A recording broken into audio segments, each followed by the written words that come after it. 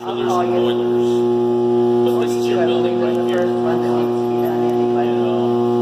the one that Chuck was talking about, there's 2 feeds. One feed is on Willow Street, PG&E. The other street is Peralta Street. So these are where it feeds into the 4 slices of pie. This would be in our basement, underneath the employee entrance over there when you come in. It's the bottom. And then it feeds, it comes all the way, and it comes up. See those steel pipes coming up in the middle of the floor? It's coming up from there, and then it feeds your pies, your 4 slices of pie. Remember, this is the 1 slice that we're talking over here. Here's the middle 2 parts of the building, and here's the office tower right here. So if you lose 1 pie, if you look at it, if you lose 1 pie, let's say we lose Willow Street, you're gonna lose this one, and you're gonna lose this one. 1 and 4. If you lose this one, you can follow it. You'll lose this one, and you'll lose this one. So you're either gonna lose this or you're gonna lose this. But as long as you got this or this, you can tie it in. Remember how I said if you lose this guy, you can tie it in and bring the other 2 up. If you lose these 2, you can tie it in and bring these 2 up. And that's what's going to happen. That's your scenarios. A drunk driver will hit it, or you'll have a grid go off. These are grids, PG&E grids. If you lose both, then you just have to sit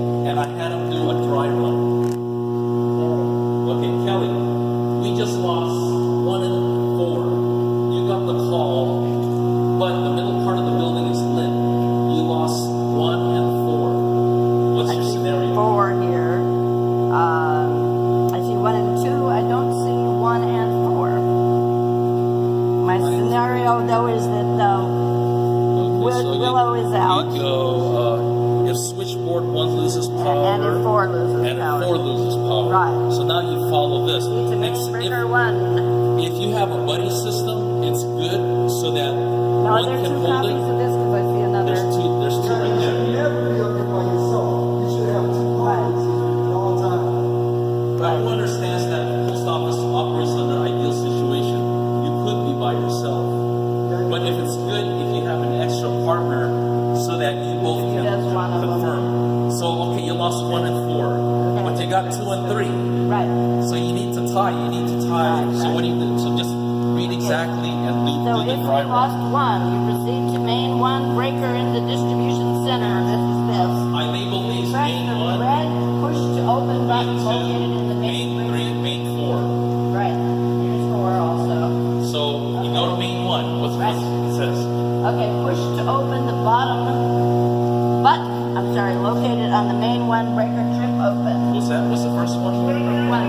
Proceed to main 1 breaker in the distribution center. Okay, that's here. That's Right. here. Then the Press next one. the red push to open Okay, see button. this? This guy right here. Yeah. See, that's push to red to open button. Right. Okay, you push Turn that. both sets of keys counterclockwise simultaneously, horizontal position. Okay, see, what is it? Turn these 2 keys at the same time to horizontal. Horizontal, clockwise, right? Right. Okay. Yeah. Then you do that. Then what? Okay. Take key A1 to the tie 1-2 breaker and insert So the key. you take the key out. A1 is this way. You take key 1, A1. You hold it. Then what's the next step? Okay. Take key to A1 to the tie 1-2 breaker and insert the key into the key slot marked Tie 1. The key is tie 1. A1 or 2. Then what do I do with the key? You insert it, Insert it here. right, Then what? mark, turn both keys clockwise to the vertical position. Then 2 keys clockwise. To the vertical position, so they're up and down. Clockwise. Because you see that this one's horizontal and you're going to make it vertical. Okay, then what? Okay. Press black push to close button located on the tiebreaker. That would be That's this guy. So what's going to happen is when you push this, you're going to hear a mechanical sound. Boom. Right. Okay. what- You will hear a loud mechanical closure and the red light above the tiebreaker will illuminate, indicating closed. This The guy, indicator on the tiebreaker should also indicate closed. which This would be here. completes the emergency procedure. Continue to step 7 if this step does not close the tiebreaker. Yeah. Step 7 says ensure that the spring indicator on the tiebreaker denotes that the spring is charged. If not, charge spring by manually pumping the handle on the Okay. tiebreaker. She's reading it as is. In an emergency situation, read it bite size. Read. Just do exactly one at a time. Ensure- okay. Don't even complete the sentence. Ensure that the spring indicator on the says spring indicator. Yeah. Where is it? Right there. Spring indicators Right here. there. Okay. Because On what the happens is, tiebreaker. what closes these things, because power is out, are springs that are charged, mechanical springs that close it. If a spring is discharged, what she's actually saying is it'll say discharge. A discharged spring doesn't have any power to close anything. So what you do is these are handled. You have to pump Pump, manual pump. until it says charge. Right now it says charge. Yes. So this spring is So- ready to close. That's, Yeah, so that's basically what it's Until saying. the spring indicator denotes that the spring is charged. So in this, what you've actually done here, because we lost 1 and 4, now we're taking number 2 and we're feeding that slice of the pie. So slice pie number 2 is feeding slice number 1. Once you have that spring charged, you repeat step 6. Okay. If it doesn't close, that's what the repeat means. If it closes, you don't need to go any further. You've done your job here. But remember, we've now restored 1 by tying it with the live pie. Right, You now you gotta go to restore 4. So what's 4? 4 is proceed to main 4 breaker in the distribution center. So Main 4. So main 4 is here.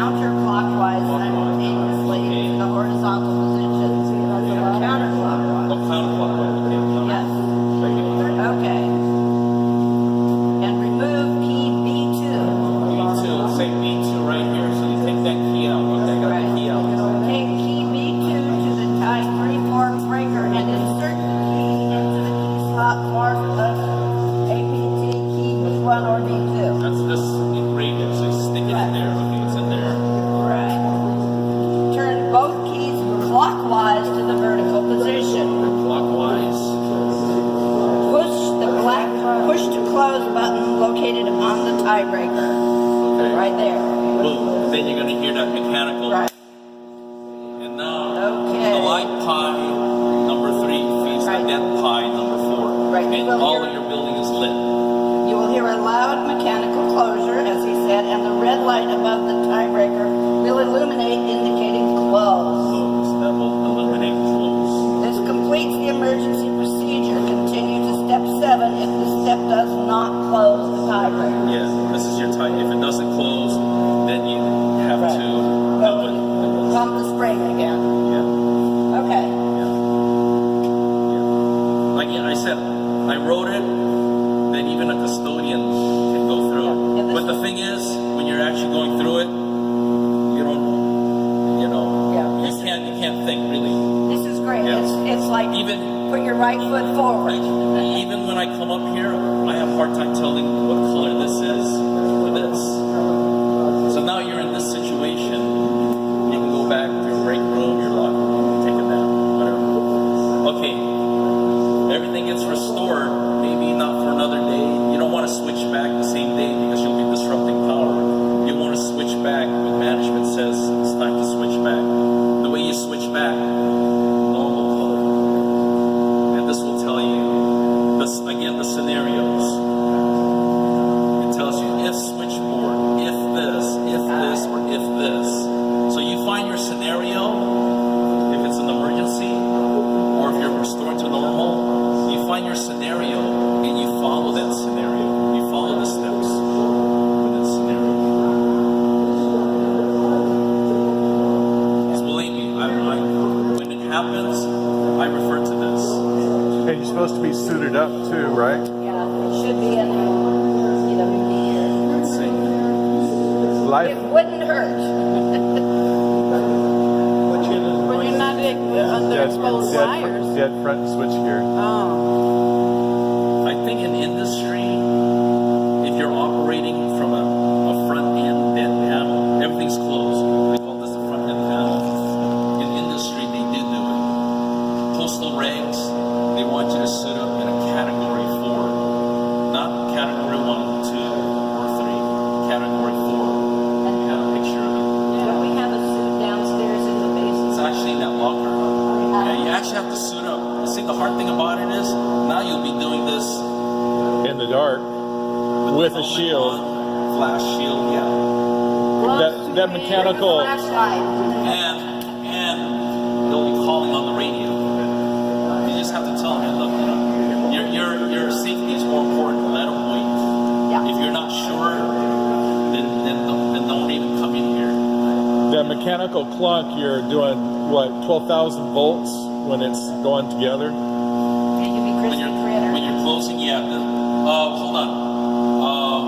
No, you are closing 480 volts. This is all 480. Oh, A quarter 480. of The it. transformer is being transformed from 12,000 volts to 480. The only thing is, you're dealing with 2,000 amps of power.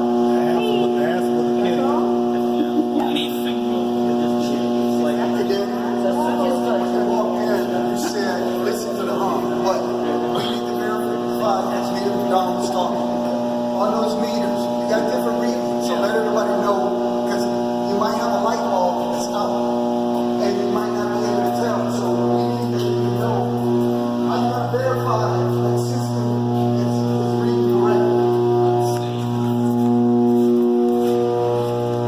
That the power source, because you can't go by the humming. You said that go by the humming because See, this one says 12,000 volts. Right, so it's showing you. Yeah, so it's showing us that there's 12,000 volts going on this where selection did we go column. to, Danny? I think I pressed this. Right there. Yeah, you went down, right? Yeah. It'll go down in amps Yeah, and all you that. press one of these things. Okay. Yeah, see, 12,480 volts, Okay. and there's only 21 amps. That's the 21 amps. Hey, Don. High voltage, Lower low amps. amperage. But when you step it down, your amperage goes up. Yeah, because that's the. Because sometimes you hear the humming, and it's hard to tell. So you can come out here and you can show which displays. Because I want to know Just push one of the two outside the buttons. One of display. these. Display button. Yeah. Because you're going to push buttons. See, whatever you do, don't push these other buttons. Push your button, go somewhere. We're not allowed to open or close anything here because this is 12 cable. EWP says our maximum for handling or working on is what? Or anyone remember? 480. No, it's less than that. 600. 680, yeah. 600. Anything over 600. I like the we're not 480 supposed to. better. Get a contractor. Try the contractor.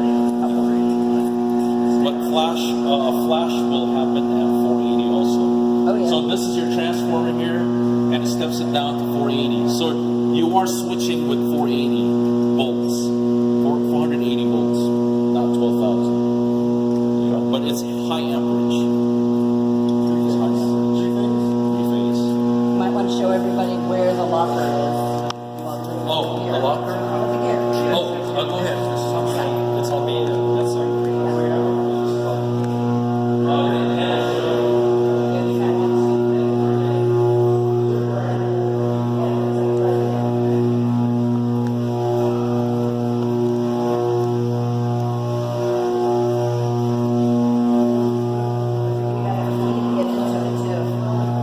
It's just a D key. If you got in the room, you can get in the locker. Yeah, okay.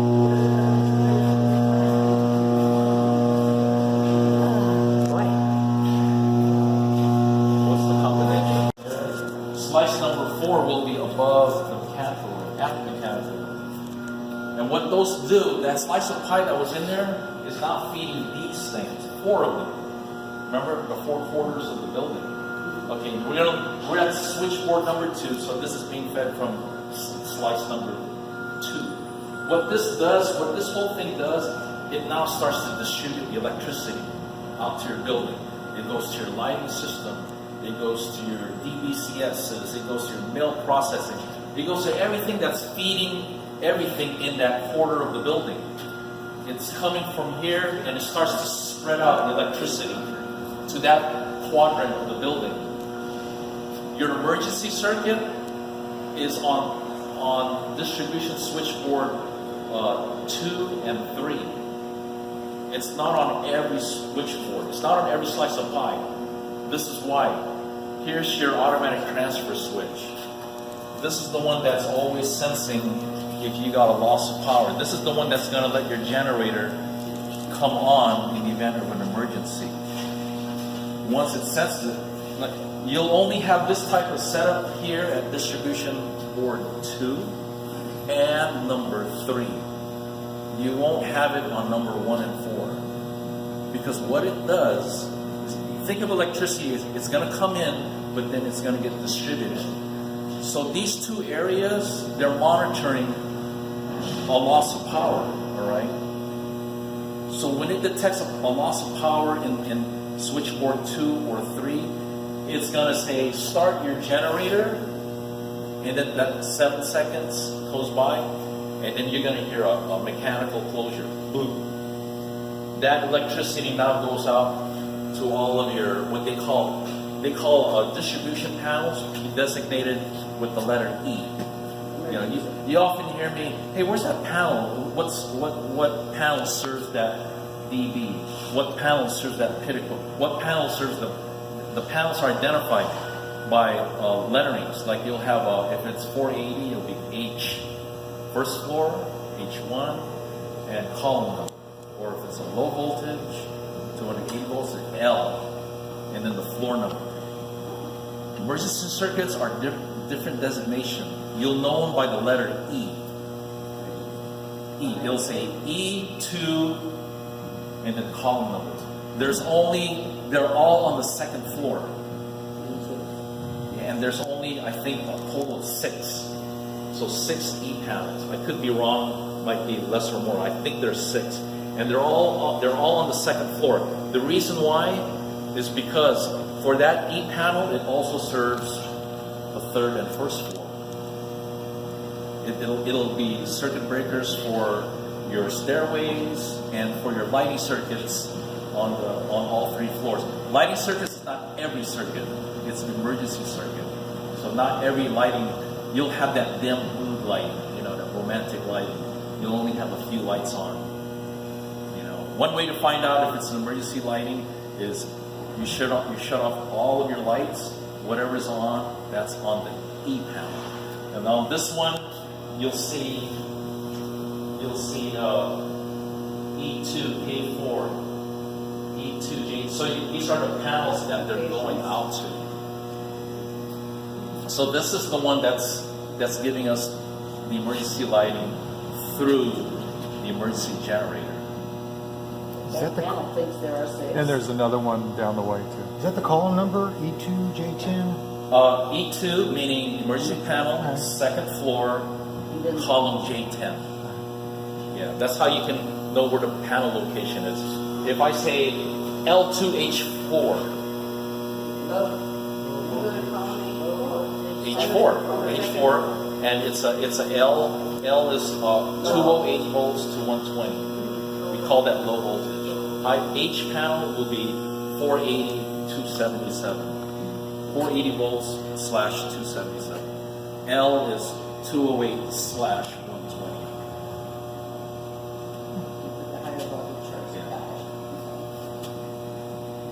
120. And you'll have the same scenario. Let's go to the next slide.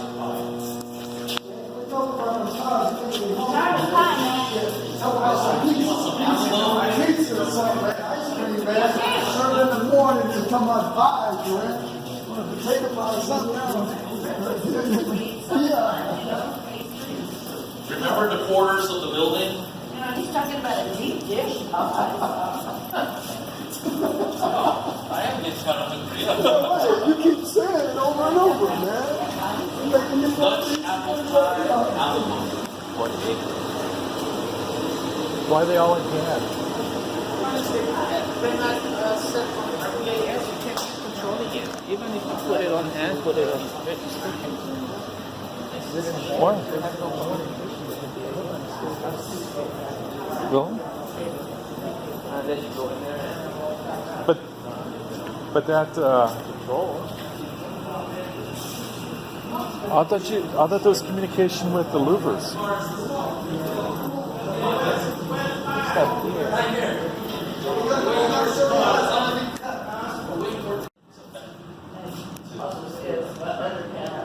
Subsidiary ones. So mail processing equipment in this quadrant will get affected in this area. Although that's not always guaranteed, because when we've had installers come in here and they would install mail processing equipment, but they wouldn't use the electricity of that little slice of pie. They might get it from that slice of pie. That means everything, if this goes out, your mail processing could still be on. You know. But that's the thing. Even though our electricity follows the quadrants, don't forget, you have IDP cabinets, right? IDF cabinets. IDF and, yeah. You have LAN switches. The building's interconnected. So even though electrically your mail processing may be up, maybe the switch, that hub switch, might be in an affected area. And you can no longer collect data. Yeah. You might be able to process mail, but it's not going to the IPSS room. So don't forget, even though the building is divided in electrically by 4 quadrants, the building is still interconnected. It depends where those hubs, the switches, the IDFs, where they're located at. They may be in an affected area. Quadrants often said, Dan, we're going to have maintenance for this quadrant, what is affected. Everything. Because it's interconnectivity. You know. I think there was one time when AFSM3 and its AI, its speed system, are different. Yeah. You might have one or the other working, but not both sometimes. Yeah, you need both. Yeah. So, any questions? Good job. Like I said, it's okay to panic, but don't lose your life over your panic. Don't. You're not sure, just walk away.